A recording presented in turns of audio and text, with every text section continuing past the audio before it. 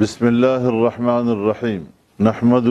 ونصلی علی رسولہ الکریم۔ پوری قوم جانتی ہے کہ آج قومی اسمبلی میں عدم اعتماد کی تحریک جعلی وزیر اعظم کے خلاف ایجنڈے پر تھی، لیکن ایجنڈے کو مکمل نظر انداز کر کے ایک غیر متعلقہ خط کا سہارا لے کر انہوں نے عدم اعتماد کی تحریک کو مسترد کرنے کی جو بھونڈی حرکت کی ہے، اور جس سے کہ پورے ملک کو ایک سیاسی بحران کی طرف دھکیل دیا ہے، شاید تاریخ میں کبھی کوئی ایسی حماقت اتنی ذمہ دار منصب سے قوم نے دیکھی ہو۔ جو کچھ ہوا اس میں تو عمران خان نے ڈکٹیٹروں کو بھی پیچھے چھوڑ دیا ہے۔ ہارا نہیں بلکہ ہار کر بھاگا ہے، اور انتہائی ذلت اور رسوائی کے ساتھ بھاگا ہے۔ کوشش کی ہے کہ اگر میں اس گھر میں نہ ہوں تو اس کے در و دیوار بھی اکھاڑ دیے جائیں، اس کے سامان توڑ دیے جائیں، برتن توڑ دیے جائیں، اور میرے خیال میں ایسا کام کوئی پاگل نہیں بلکہ اس سے بھی آگے باولا ہی کر سکتا ہے، جس کے بارے میں ہم بار بار قوم کو آگاہ کرتے رہے کہ یہ اپنی دماغی اور ذہنی کیفیت کی بنیاد پر ملک کا وزیر اعظم بننے کی صلاحیت نہیں رکھتا۔ چنانچہ جیسے کہ ہم نے کہا تھا کہ یہ ناجائز راستے سے اقتدار میں آیا ہے، اسی طرح ناجائز راستے سے اقتدار سے بھاگا ہے۔ اس حوالے سے عدم اعتماد کی تحریک متاثر نہیں ہو رہی ہے۔ عدم اعتماد کی تحریک میں جو ڈپٹی اسپیکر نے رولنگ دی ہے، اس میں انہوں نے اسپیکر قومی اسمبلی اسد قیصر کا حوالہ دے کر رولنگ دی ہے، جبکہ خود اسد قیصر کے خلاف عدم اعتماد کی تحریک آ چکی تھی، اور اب کوئی بھی رولنگ دینا یا اس حوالے سے کوئی فیصلہ دینا وہ اس کے مجاز نہیں رہے تھے، اس کا اختیار سلب ہو چکا تھا، لہذا ان کا حوالہ دے کر رولنگ دینا یہ بذات خود ایک غیر آئینی عمل ہے، جس کی وجہ سے ہمارا موقف یہ ہے کہ تحریک عدم اعتماد اپنی جگہ پر قائم ہے۔ جب عدم اعتماد کی تحریک اپنی جگہ پر قائم ہوگی تو پھر عمران خان کو بھی بحیثیت وزیر اعظم کے اسمبلیاں توڑنے کی سفارش کرنے کا اختیار نہیں ہوگا، اور اس نے جو اسمبلی تحلیل کرنے کی سفارش کی ہے یہ غیر آئینی ہے۔ صدر نے اگر اس کی سفارش پر اسمبلی تحلیل کرنے کا فیصلہ کیا ہے تو یہ غیر آئینی ہے۔ انہوں نے عدم اعتماد پیش کرنے والوں کے خلاف آئین کے آرٹیکل 5 کا سہارا لینے کی کوشش کی ہے۔ یہ نہیں دیکھا کہ جہاں ہم آرٹیکل 5 کا سہارا لینے کی کوشش کر رہے ہیں وہاں ہم آئین کے آرٹیکل 6 کی خلاف ورزی کی بھی مرتکب ہو رہے ہیں، یعنی ہم آئین کے خلاف بغاوت کی بھی مرتکب ہو رہے ہیں۔ تو اس اعتبار سے ذرا سوچنا چاہیے کہ انہوں نے ملک کے نظام کے ساتھ، پارلیمنٹ کے ساتھ، جمہوریت کے ساتھ کیا کھلواڑ کیا ہے، کیا مذاق کیا ہے، اور کیا قوم ان لوگوں کے ان تماشوں کو محض دیکھتی رہے گی۔ اس اعتبار سے جمعیت علماء اسلام نے جو موقف پہلے دن دیا تھا، مسلسل ایک ایک واقعہ ہمارے موقف کی تائید کرتا چلا آ رہا ہے اور آج کے اقدامات نے تو ہمارے موقف پر مہر تصدیق ثبت کر دی ہے۔ میرے محترم دوستو، انہوں نے جمہوریت کا چہرہ مسخ کر دیا ہے اور اپنا اصل چہرہ بے نقاب کیا ہے۔ انہوں نے آئین کی بے توقیری کی ہے، آئین کی رسوائی کی ہے اور آئین کو انہوں نے ایک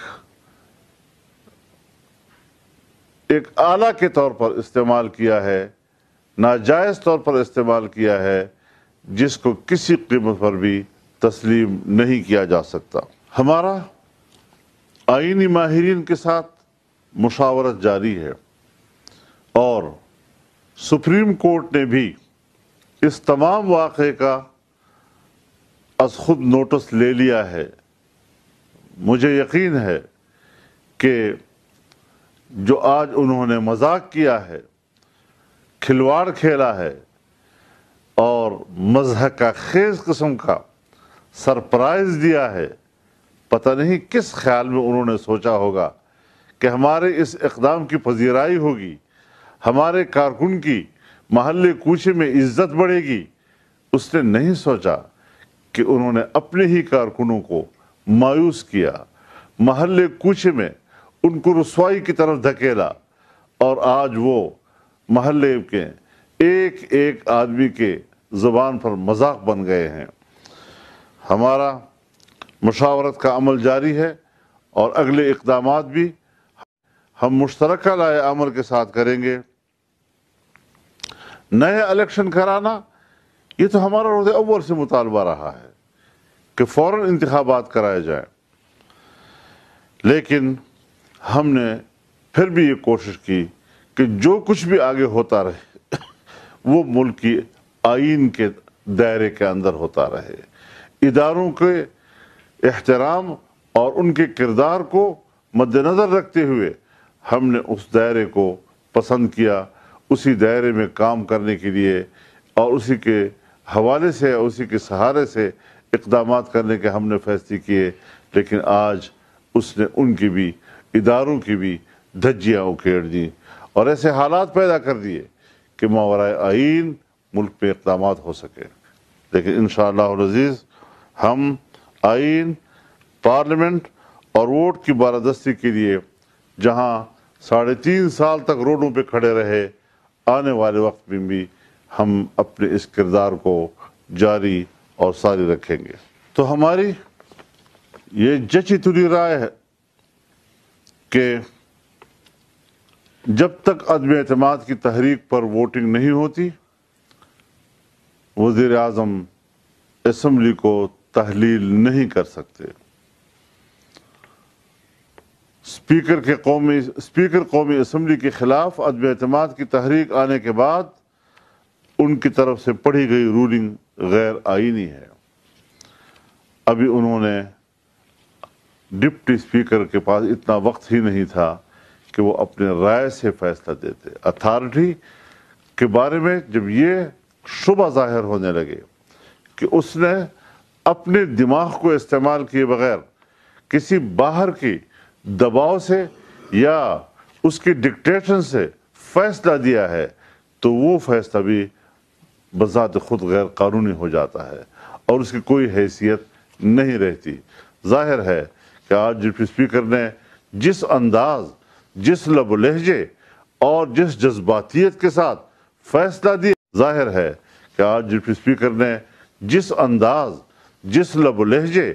اور جس جذباتیت کے ساتھ فیصلہ دیا، جیسے کہ وہ ایک فریق ہوں اور پھر فیصلہ بتا رہا تھا کہ یہ باہر سے ڈکٹیٹ کیا ہوا، پہلے سے اس کا ڈرافٹ تیار کیا ہوا وہی پڑھ رہا تھا۔ اس وقت اتھارٹی وہ خود تھے اور انہوں نے اپنے دماغ کو استعمال کرتے ہوئے، اپنے اختیار کو استعمال کرتے ہوئے فیصلہ نہیں دیا ہے، لہٰذا یہ میلیفائڈ ہے، بدنیتی پر مبنی ہے اور قانون کے تحت اس قسم کی رولنگ دینے یا فیصلہ دینے کے اب وہ مجاز نہیں رہے اور نہیں اس کی رولنگ کی کوئی قانونی حیثیت رہی ہے۔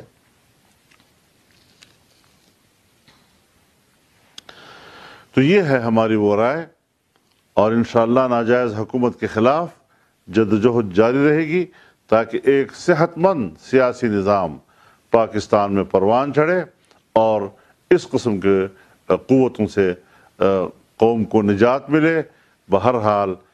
ایک نتیجہ جو پبلک کے لیے ان تمام حالات میں خوشی کی ہے وہ یہی کہ نااہلوں سے اور نالائقوں سے